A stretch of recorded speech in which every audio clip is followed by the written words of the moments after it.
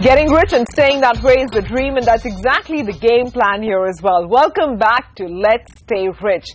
We've heard ARATA's story, and it's time now to crystallize his goals and attach financial goalposts to them. R. Sivakumar of Axis Mutual Fund and Lavai Navlaki of International Money Matters are at hand to advise ARATA. So let's get started already. ARATA, you told us first that you have two dependents, your daughter and your wife. Have you considered insurance besides what the club has? Do you have any insurance of your own? Yes, again, my wife is taking care of it, but yes, I have medical insurance as well as life insurance. I think that you need to do some working in terms of what is the family depending on you for on a monthly basis. So if it is 25,000 rupees a month, then you have to look at a cover of 50 to 60 lakhs of rupees. If it's 1 lakh, then you're looking at 2 crores plus of cover. And that's again something that I think that needs to get taken care of first. And then the next thing possibly will be cash flow. What is it that you spend on a monthly basis? If you're the spender and you have a budget, let's say every month, only that much money should be there in the account on which you can swipe your debit card so that you don't spend more. Right.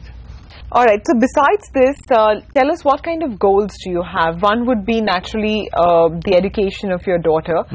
You want to become a coach, so that's another of your life's goals. Anything else? Yeah, once I finish my previous career, probably I want to study under, the coaching. Okay. I want to study under some good coach or a good club in abroad, so probably for that I have to be having some savings. One of your biggest expenses, as I see it, would be your daughter's education. So since she's just 9 months old now, I'd say you'd need the bulk of the money for her college education, which would be in about 18 years from now, right? How much money do you imagine that you might require for that? I don't know how much, but yeah, definitely it's a big amount of money. If frankly you were looking at education today, let's assume and obviously you want the best for your daughter. So you can start from the topmost and say I will send her to a US Ivy League college. Then that amount today is in the range of about 2 crores of rupees over 4 years. So it's $70,000 a year, and at today's value itself it's 2 crores of rupees. So you're talking 18 years from now, it's probably one more zero at least added to that number. And especially if you're thinking of abroad, there's not just inflation on education, but even the currency depreciation. We don't know how the Indian currency will be 18 years from now. It could be worse, it could be better. It depends on your luck. But I think it's very important to earmark a certain amount of money every month that you are putting aside for your daughter's education. And every time you get a higher contract and you continue doing well and get bigger and bigger contracts, put aside some part of that money towards that purpose.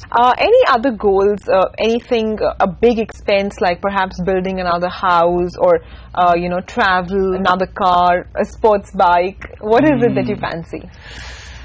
Those things are fancying me when I was single, but after getting married I need all permission from my wife, so it's kind of difficult. And about land and these things, my understanding only, so but I think those are a little bit more like a gambling, and I'm not good at gambling at all. So probably I will just keep doing those mutual fund and everything that what my wife and they are doing. So now I'm already 33, and player's career is always like probably 35, 36, and I'm hitting there, right? So right now I'm doing a few investment, but what should be the investment once I hit those kind of like a 35, 36 years, or if you could advise me? So we look at two things. One is you're going to have a second career, but you might take a small break while you're going to study coaching.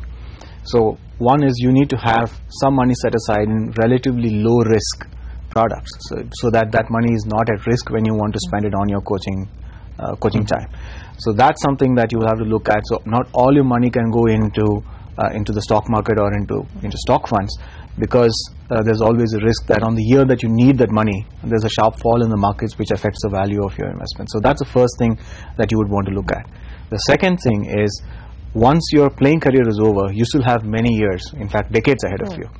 So you still need to have a mix of assets in your portfolio, stocks, bonds, deposits, which allow you to have a good growth even after your playing career is over, and you would continue to earn and add to that. Yeah, so the idea being that, because you have multiple goals, you must invest or save for them simultaneously. It shouldn't be that the goal which is going to hit you first, all the money goes into that, and then you start planning for the next goal, because by then, you'll not be at your peak earning, and you will have missed so many years of compounding, right? So as of now, it looks like 3 pockets for putting your money.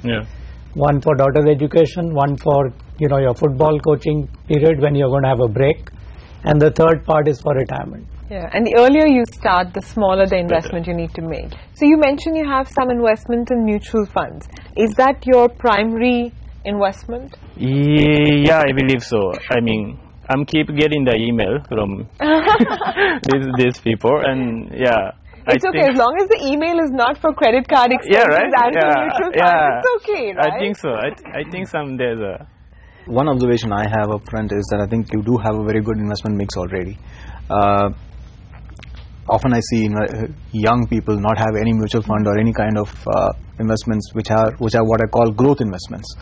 These are investments where you can compound your money over a period of time, and this is your peak earnings time. So this is when you should be putting away money into these kind of long-term savings, because once your main or your first playing career is over and you into your second career, you may want to draw down on some of these investments.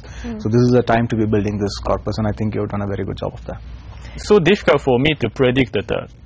I mean, how much actually I'm going to earn in my future, even the next year, I don't know. So it's difficult for me to set the goal that I want to at least save this much before I finish my career. No, you don't do that. So one thought on that is that you actually set your goals is what you need. So like we said, daughter's education. If your aspiration is that, if I have the money, she will go to Ivy League in the US. But if I don't, then she could study in, in Singapore or Manila or somewhere closer to India, where the costs of that education is much lower.